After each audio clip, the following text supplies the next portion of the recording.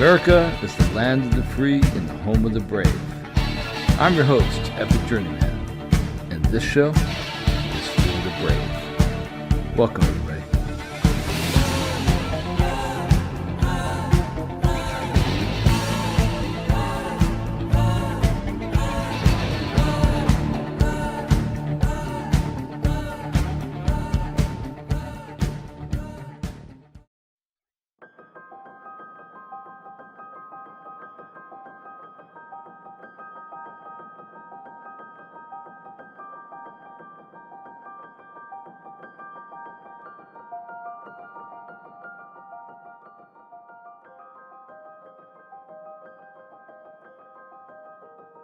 Have you ever asked yourself a question and then regretted immediately that you asked yourself that question? Like being bored or something, you're walking around doing your job or driving along a deserted highway with nothing to do, and just letting random thoughts come in your head, and to those kind of mental thought experiments, basically. Well, I did the other day and I immediately regretted it because I asked myself, like if an alien basically came and zapped me up to their ship and asked me, what makes you thinking creatures of Earth unique? What would I say? And, obviously you think there might be some kind of consequence to it. And I was going to shake it off. And the more I thought about it, the more I felt I needed to answer it, right? And I'm thinking, well, they've come all this way. They know we breathe air and, carbon-based and all the physical things. What makes us unique? What's different about us and separates us from everything else? Not just human beings, but every thinking creature on the planet. What makes us Earthlings? What is it? And you know what came to mind? It's dreams. We dream. We actually go someplace else when we sleep. Every animal with a brain big enough to think does it. Our dogs do it. They chase these creatures in their sleep. We all laugh when they do it. Our cats purr in their sleep. The birds coo in their cage, dreaming about something. What are they dreaming about? Right? And what do? We do it. So many times, so many things have come to fruition because of dreams we've had as human beings. Things that came to us in our sleep when we went into that special place. I don't even know if it's special. And it could be that, those very alien beings look at us and laugh when I answer that question that way and say, well, of course, we came here. We colonized the stars because we do that too. It may be that simple, right? But what if it's not? What if it is unique? So the question is, we're going to address this today in this episode. What are dreams? Where do they come from? What do they mean? Where do we go? And how do we interpret them? It's complex. It's convoluted. After all, it's a dream. For my own part, I have never had a thought which I could not set down in words with even more distinctness than that which I conceived it. There is, however, a class of fancies of exquisite delicacy which are not thoughts, and to which as yet I have found it absolutely impossible to adapt to language. These fancies arise in the soul, alas how rarely, only at epochs of most intense tranquility, when the bodily and mental health are in perfection, and at those mere points of time where the confines of the waking world blend with the world of dreams. And so I captured this fancy, where all that we see or seem is but a dream within a dream.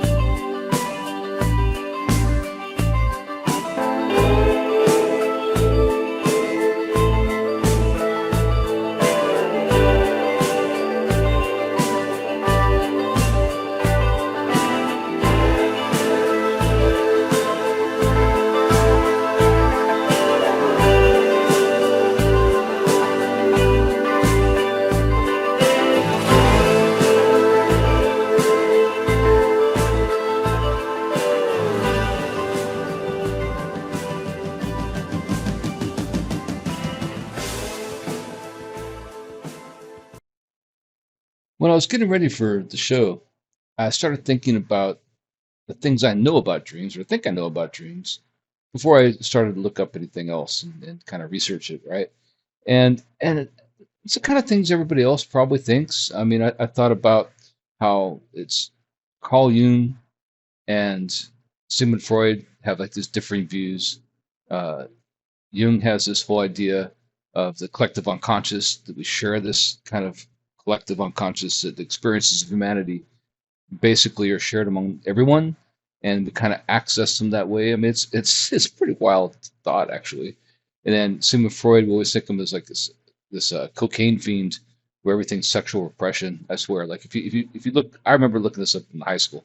If you look up anything from Freud, it's like, well, your teeth's falling out, it's sexual frustration. If you know, these different things, dreams that we all have, right?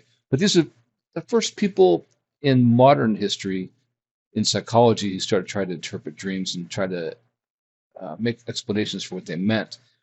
Now, I also know, like everybody else, that dreams go way back. I mean, as long as people have been alive, and some of the best interpretations of dreams were from people like Daniel in the Bible, interpreting Nebuchadnezzar's dreams, right? Things like all these prophecies, are they prophetic? I mean, they came in visions and dreams to these people historically, not just in the Bible, but in other religious texts going way, way back.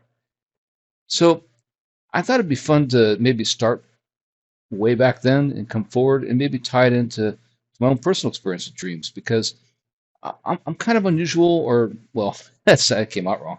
Um, I'm unusual in the sense that as a child, I remembered almost every dream I ever had. Like, and I still remember a lot of my dreams. I have vivid dreams, and I remember them frequently.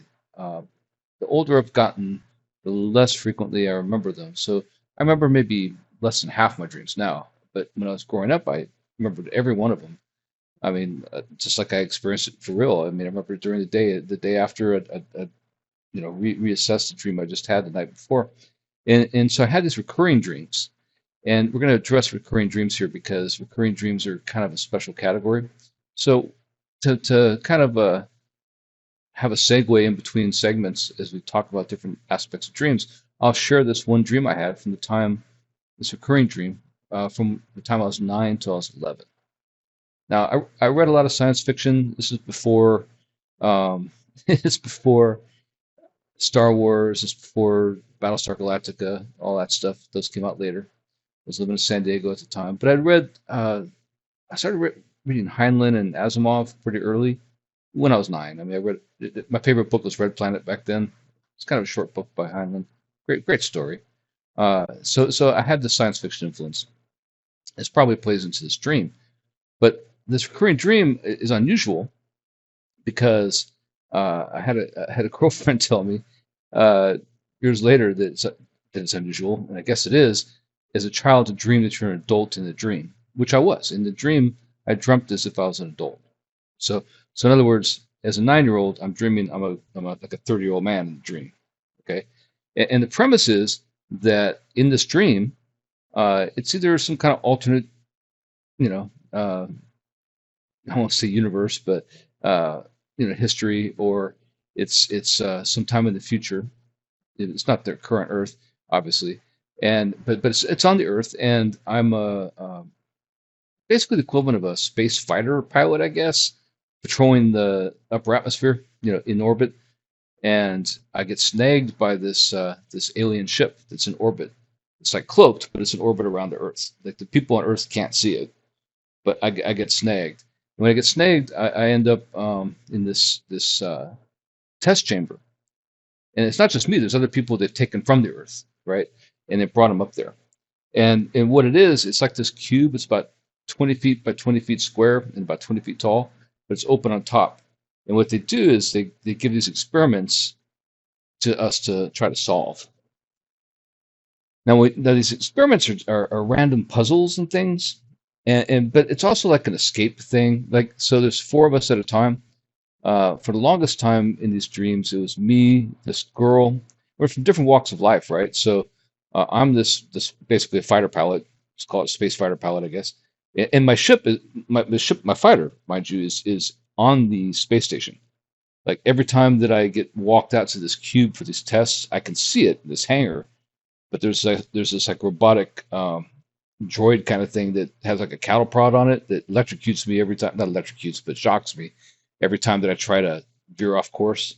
It just basically walks me from my sleeping cell to this cube, then from the cube back to my sleeping cell. And it's like if you imagine like a Navy rack on a ship or submarine or whatever, it's like kind of that thing. It's horizontal but small. It's like just long enough to get into, and there's stacked like 4 high.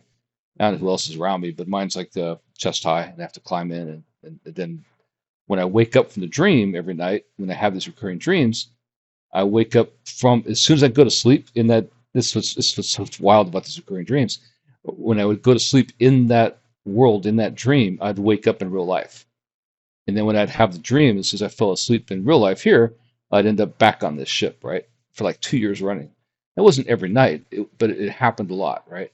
So I'll bring this up and talk about it a little bit, how this plot developed from these dreams as we go through the show tonight, because it's going to tie in, I promise. Let's talk a little bit about how old interpreting dreams is and where that comes from.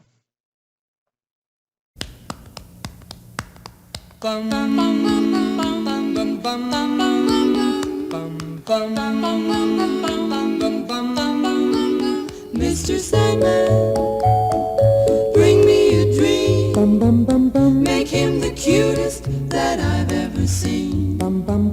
Give him 2 lips like roses and clover. Then tell him that his lonesome nights are over. Sandman, I'm so alone. Don't have nobody to call my own. Please turn on your magic beam. Mr. Sandman, bring me a dream.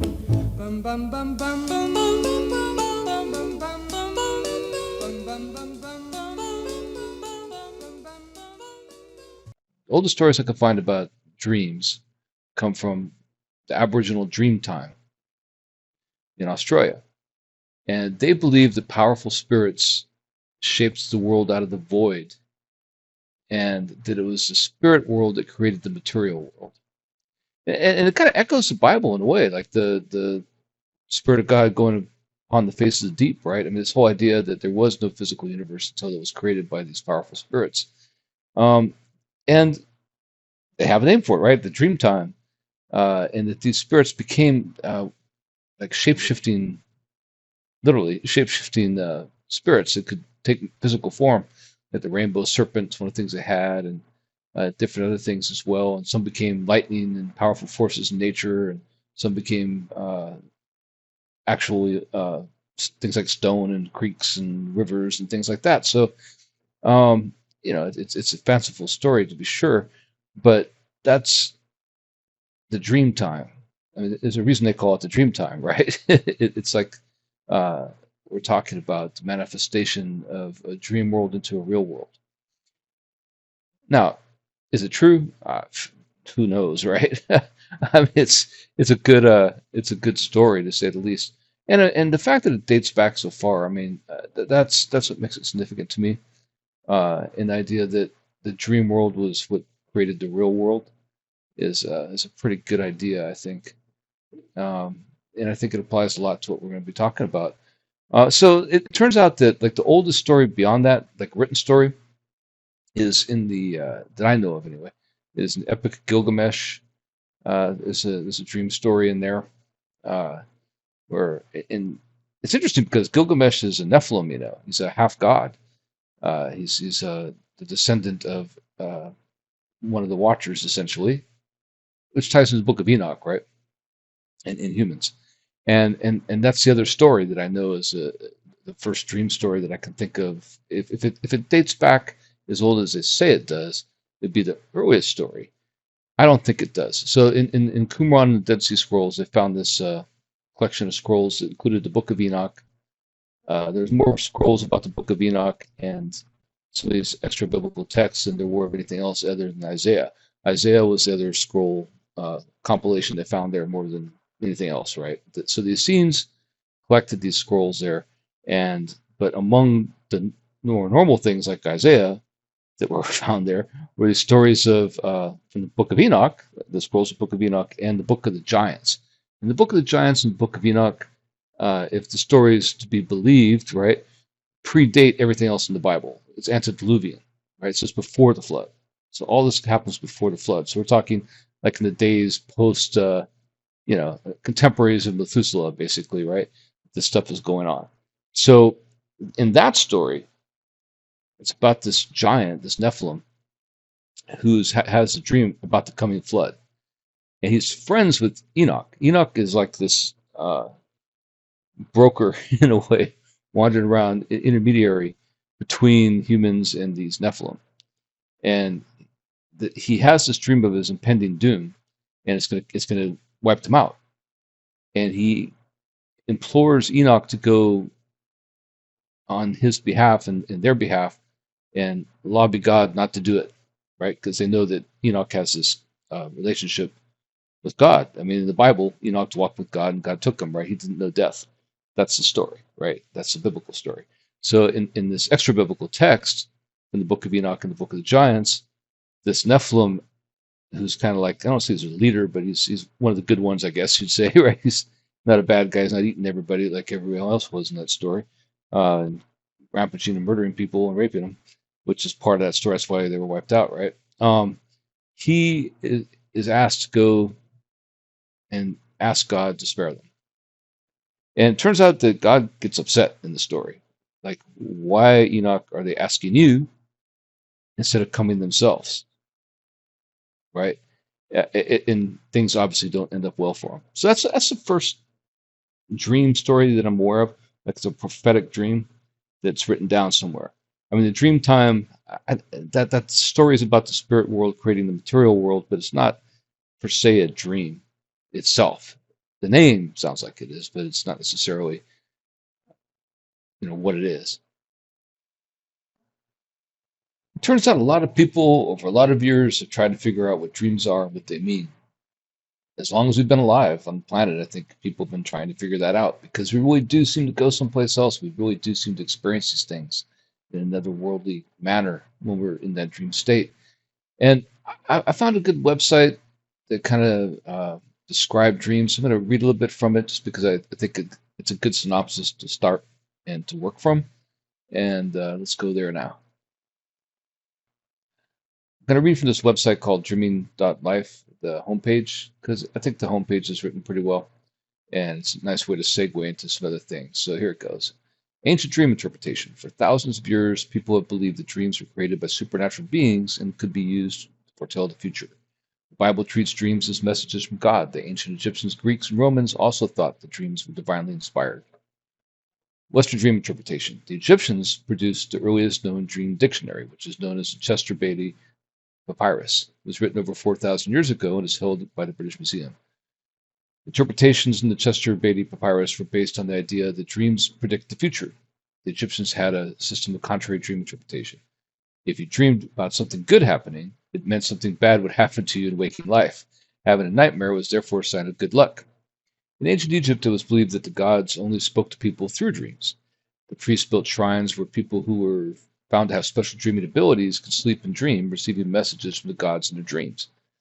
These shrines were often decorated with statues of Anubis, the Egyptian god of the dead. The Assyrians believed that you could enter the spiritual world in your dreams. Once you found yourself in the spiritual world, you could be rewarded with a prophecy.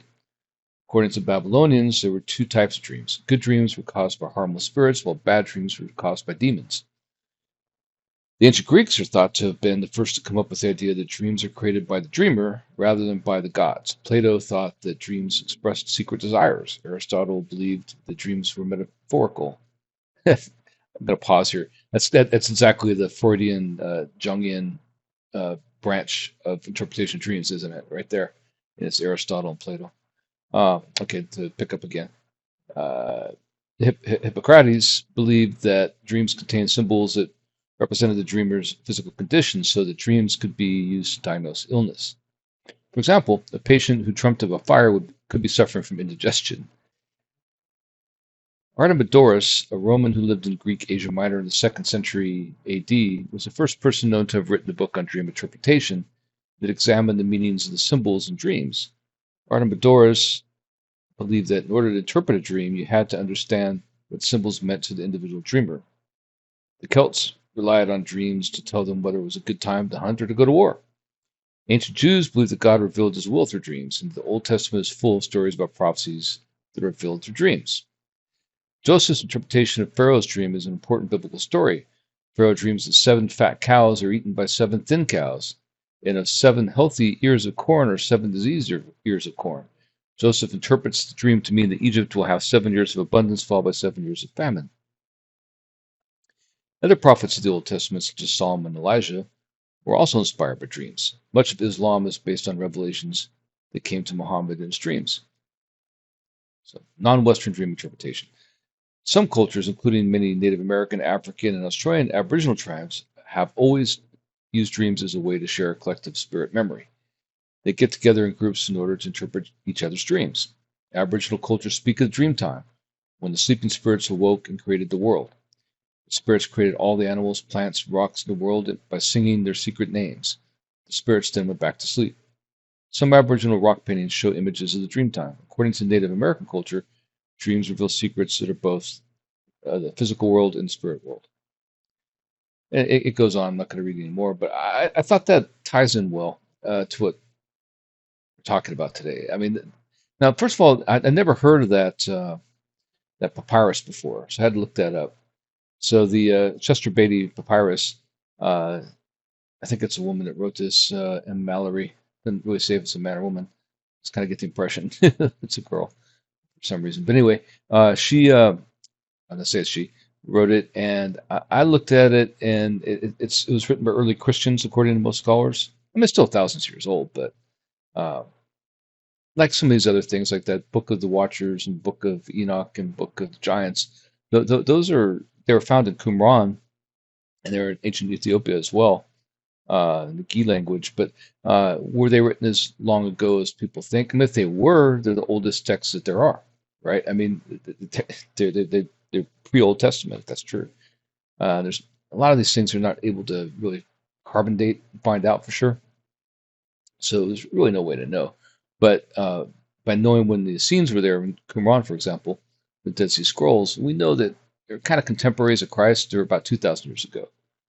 So were the scrolls written before then? We don't really know. We know it was at least written that long ago, right? And that's kind of the basis for these things. But this idea of the Jungian and Freudian way of looking at dreams being this kind of debate between Plato and Aristotle is interesting, because that's how far back it goes. People have different interpretations of dreams and always have. In the Jungian philosophy, the idea that this collective unconscious that we all share is a big part of it. It's a huge part of it. And Freud believes it's suppressed desires and feelings and things like that. And that was the Plato way of looking at things, according to this website. So, which I don't doubt. I think that's true. So, what is it to dream? Do dreams really mean anything at all? Well, I would say they do. Like the doctors who are studying, trying to discover DNA, that the one found it in a dream, right? It had a dream about these snakes winding around each other, and then discovered DNA, the double helix, right? Edison dreamt of having a light in his pocket. He created a light bulb. I mean, there's no doubt that dreams at least inspire people. At least inspire. And are those dreams subconscious manifestations that we bring into reality, or are they divinely inspired? That's kind of the debate, I think, in a lot of ways. Or the things that are always there that manifest from our subconscious into reality.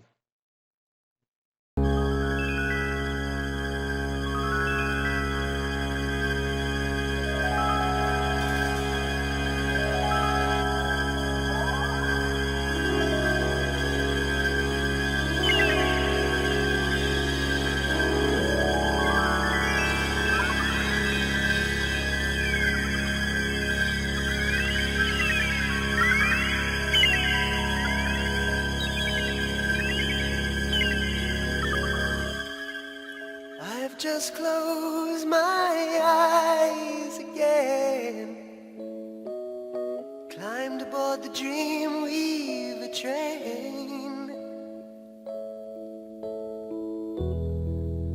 try to take away my worries of today and leave tomorrow behind. Ooh, dreamweaver, I believe you can get me through the night. Ooh, dreamweaver, I believe we can reach the morning light. Fly me high through the starry skies, maybe to an astral plane. Cross the highways of fantasy. Help me to forget today's pain. Ooh, dreamweaver, I believe you can get me through the night. Ooh, dreamweaver, I believe we can reach the morning light.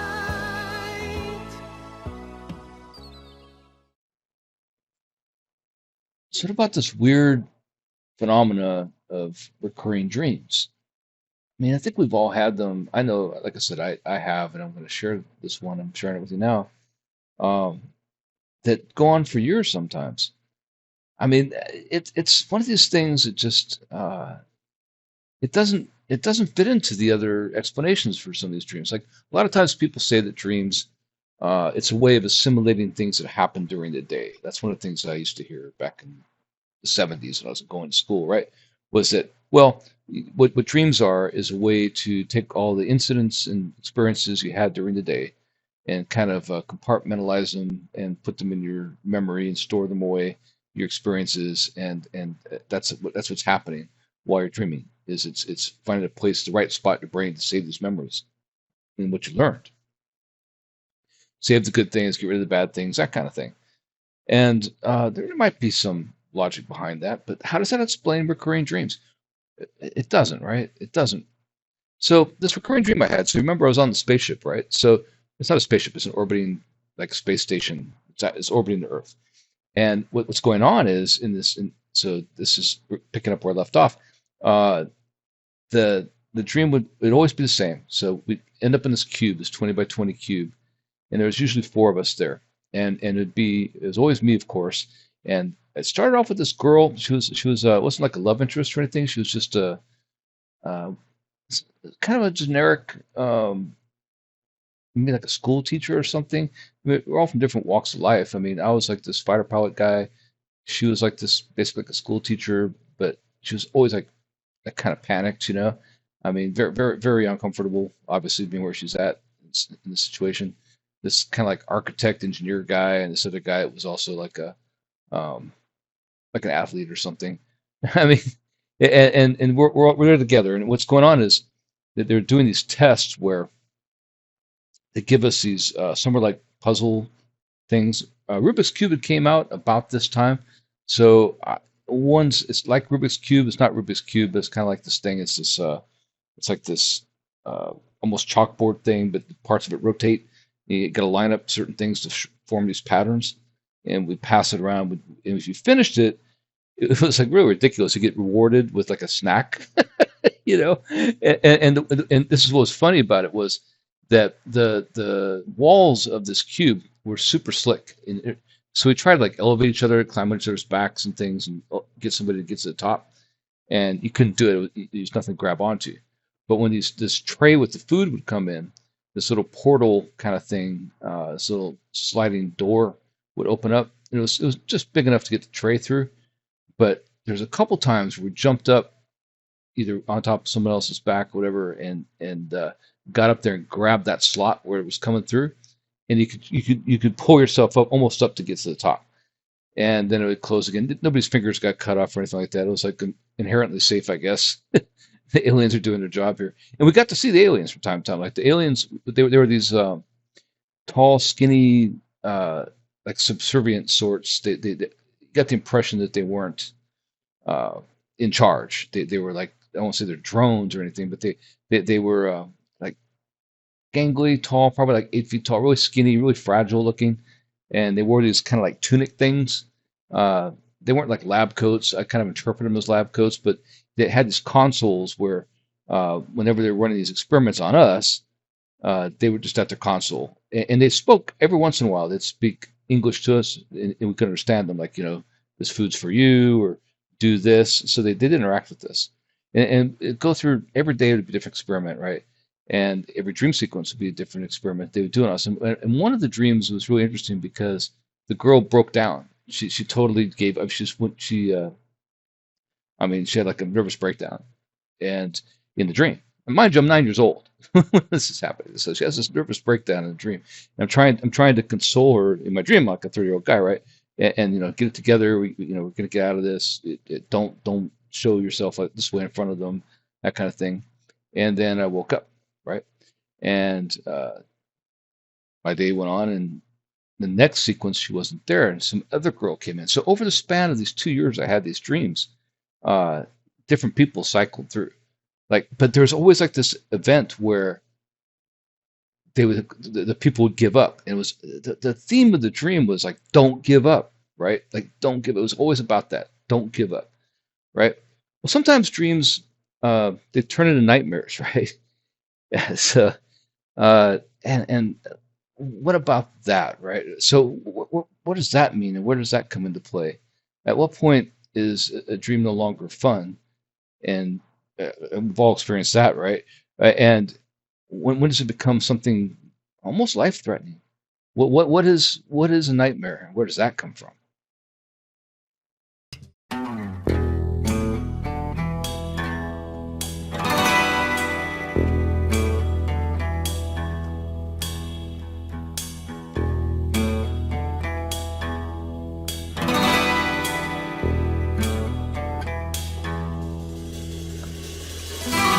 Welcome to my nightmare.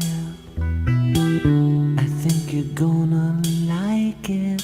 I think you're gonna feel you belong. A nocturnal vacation. I stumbled upon this website. It says the 15 most common nightmares and what they really mean. And it's just kind of typical of what you're going to find. So I thought it'd be fun to share this one. So it says nothing derails a good night's sleep faster than being jolted awake by a nightmare. When you keep having dreams about being chased by a shadowed figure with tentacles, it's only natural to wake up feeling anxious, disoriented, and more than a little scared.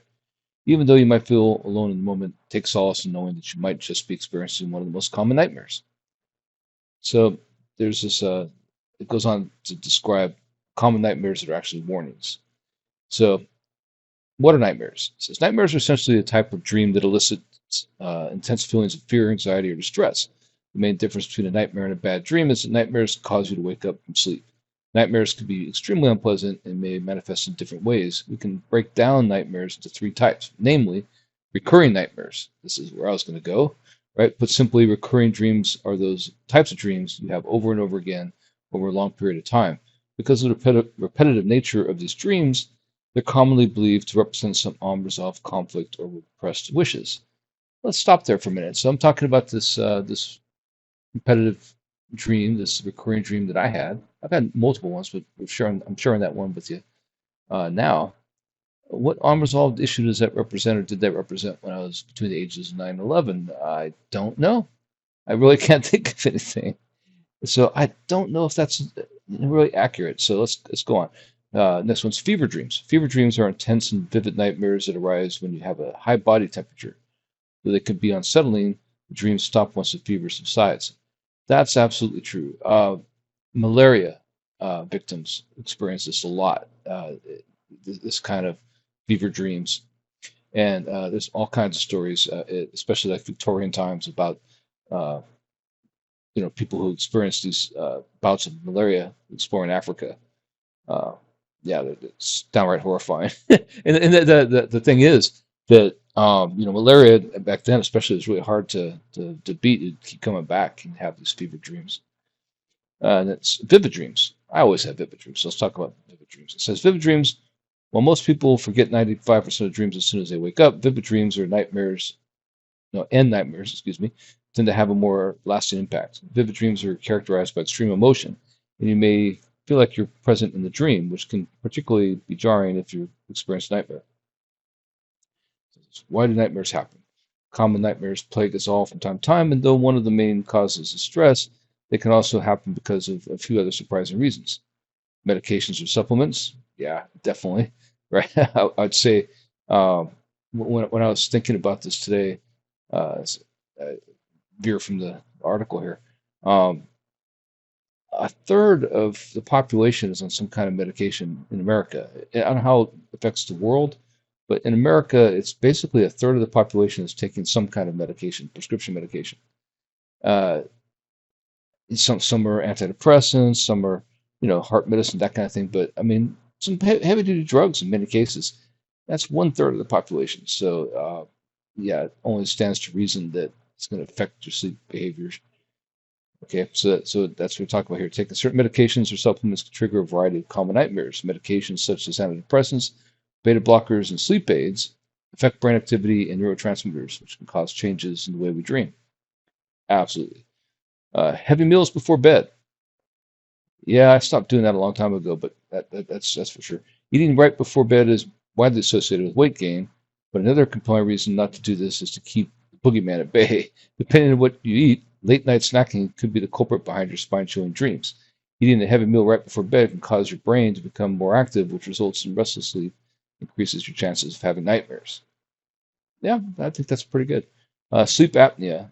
Um, this one affects me because I free dive, I spearfish, and breath holding is a big part of that. And I find myself holding my breath at night in dreams, like because I'm spearfishing in a dream, and it's sleep apnea as well, right? So you're actually, yeah, this is a bad thing. So sleep apnea is a sleep disorder involving irregular patterns of breathing. Those who suffer from this condition find that their breathing tends to stop and start abruptly when they're sleeping. One of the most common nightmares among patients with sleep apnea is dreaming about a lack of oxygen. The theme can manifest itself in the form of common dreams, such as drowning, being suffocated, or even a demonic creature sitting on your chest. All of these nightmare situations are basically something you're not confronting in your real life. It's about something that you're repressing, that's coming back to get you in your subconscious, right? Either it's a fear of something at work or a task you have to do. You're afraid of engaging in, or some kind of shameful thing in your past. All those things are the source of nightmares and mostly psychological profile dream interpretations, right? And I don't know, like this one, being chased. Number one and two are good. Being chased and teeth falling out; those are really common nightmares. Uh, three and four, no, not there. Five tornado. I mean, three is catching fire. Four is getting shot. No. Five tornadoes, storms. Yeah, I'll go storms. Six falling. I think that deserves to be number two, probably. Drowning. That's probably number three. Being attacked. The bug infestation one. Any guys? Anyone? I don't know. I don't know anybody that was a big thing with during the pandemic. They're blaming it on the pandemic, and I don't know anybody that had a problem with that, to be honest, at all. So there you go. It kind of makes nightmares seem less scary, doesn't it? It's kind of dry and ridiculous in the same breath. Uh, Hard to be scared when you're laughing at something ridiculous. That's one of the best things that happens in dreams. Sometimes to me, and I think for most people, to me, one of the best experiences ever is to wake up laughing from a dream you had. Like you have something happen to you so humorous, right, that you wake up laughing. I mean, it actually disrupts your sleep, but you wake up and laughing about it. Uh, that's like the best, right? I mean, I don't know if it gets better than that. That's pretty good. So, what does this all mean? What do dreams mean? I mean, and to go back where we started, um, it's something that happens to the creatures of Earth. I mean, we all do this. Every animal with a brain does this. Every animal with a developed brain. I mean, it's not just humans. There's nothing funnier than watching your dog chase whatever's chasing.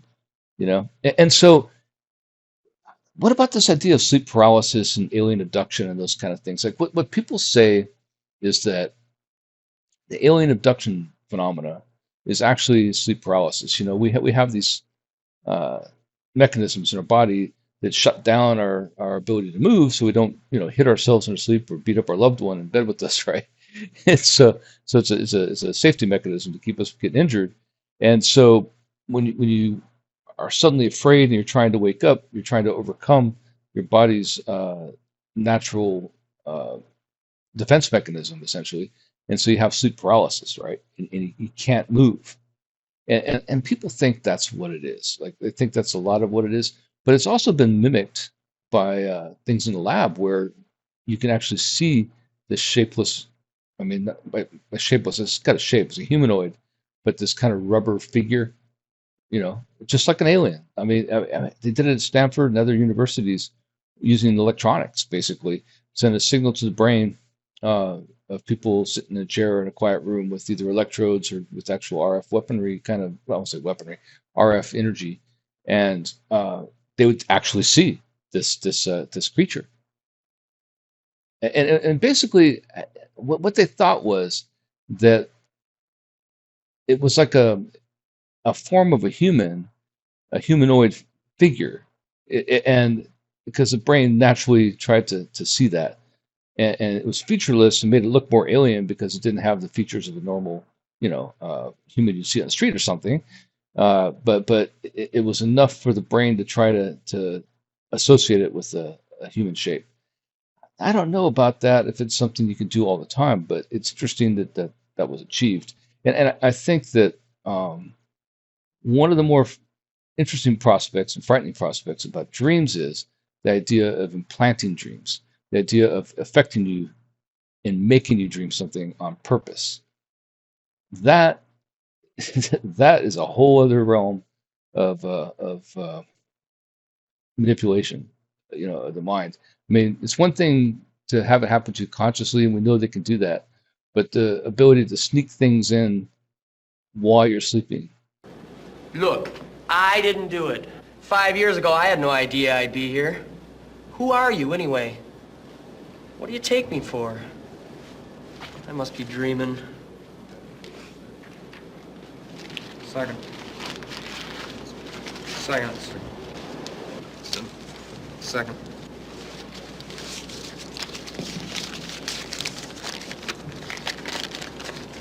Listen, I'll never eat a double cheeseburger before bed again.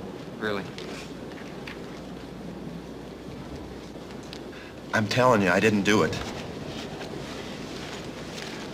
But if I did do it, it was an accident. In promulgating your esoteric cogitations and articulating your superficial sentimentalities, amicable philosophical and psychological observations, beware of platitudinous ponderosities. Are we really the dream police?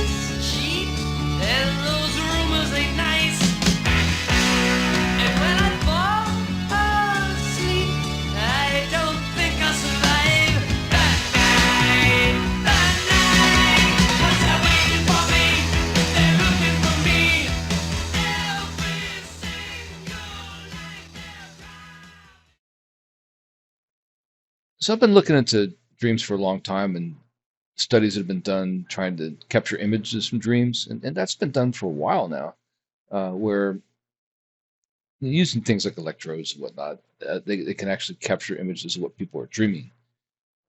It's not like a video, it's not that good yet, but it's getting better all the time. But one of the more one of the more frightening things is the idea that advertisers are actually trying to get into your dreams. For real. There's this article from Popular Mechanics in July of 2021. It's the name of the article's "Advertisers Are Hijacking Your Dreams," Scientists Say. This is the name of the article. And it's got some bullet points to start it off. It says, "Advertisers can be reaching you while you sleep, evidence shows." Next bullet point, a group of sleep researchers is calling for regulation of these so-called sleep ads to minimize any potential harmful impacts.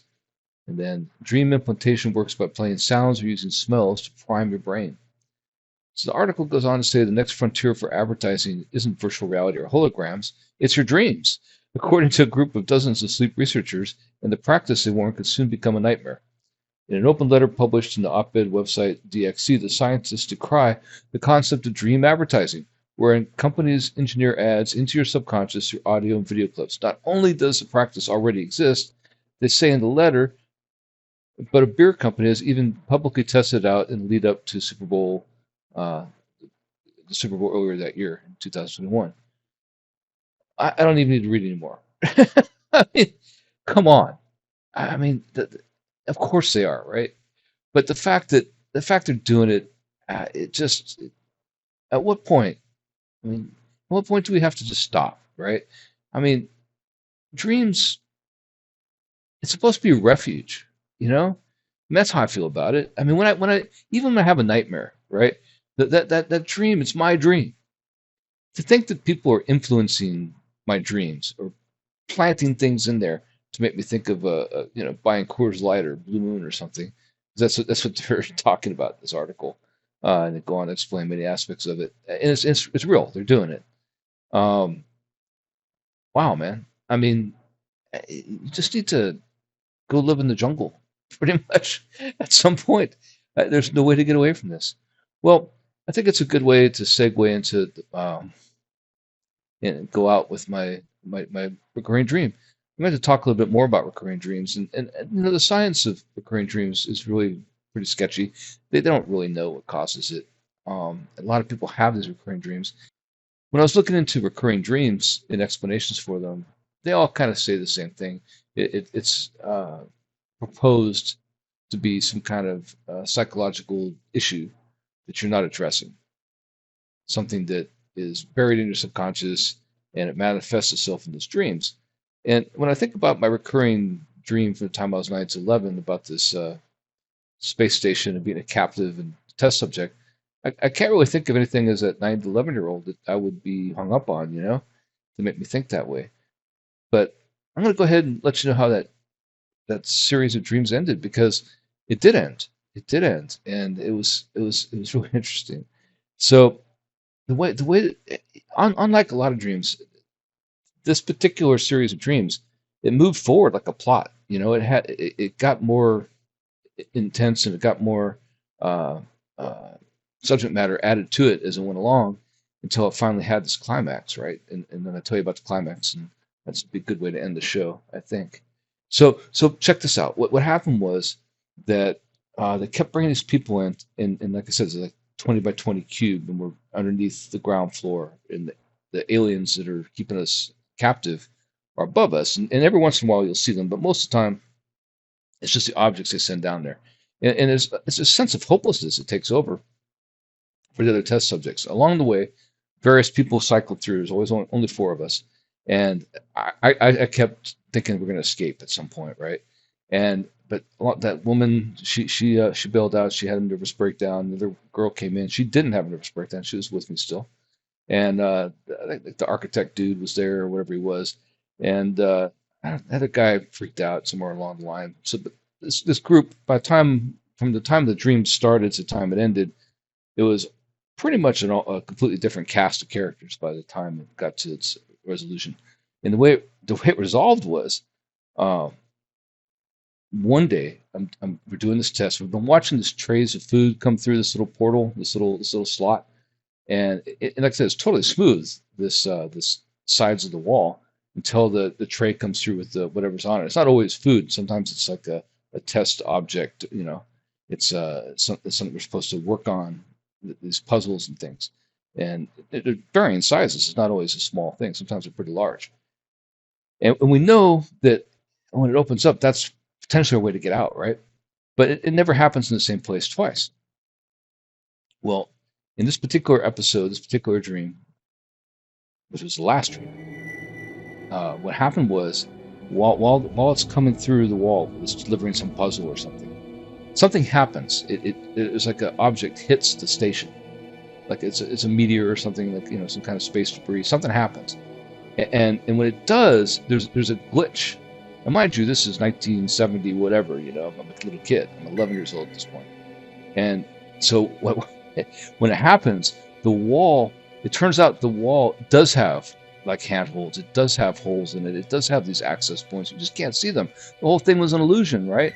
I mean, and we kind of knew that because every time you'd jump up, sometimes you'd be able to grab on something briefly and it would go away.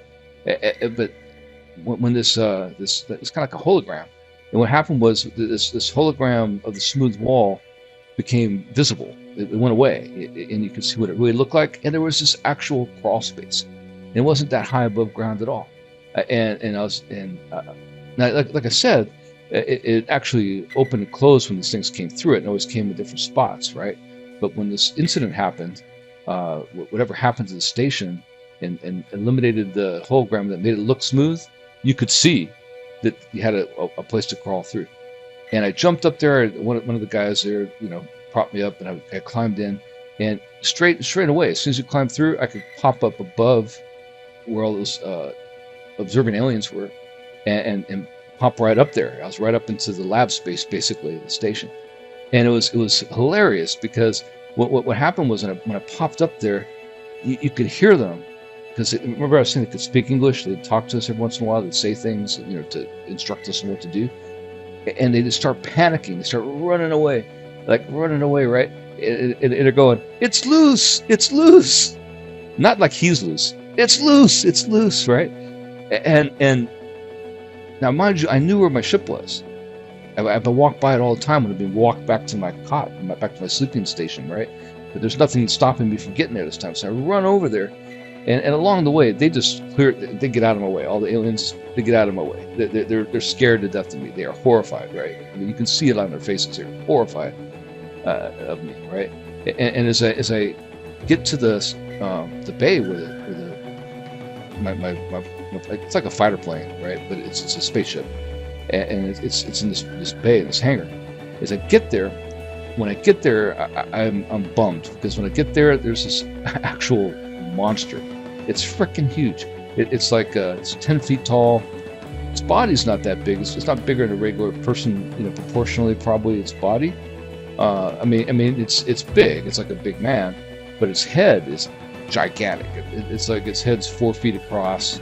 It's like this textured kind of black and gray, almost like a prune kind of texture. You know what I mean?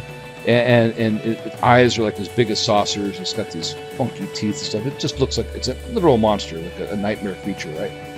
And I decide I'm not going to give up, right? I'm not going to give up. I'm going to my ship. I'm going to escape, right?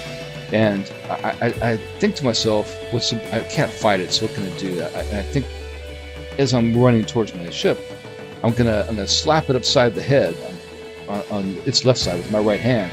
And then when it turns, hopefully I'm fast enough to duck around it and get around it and get to my ship, right?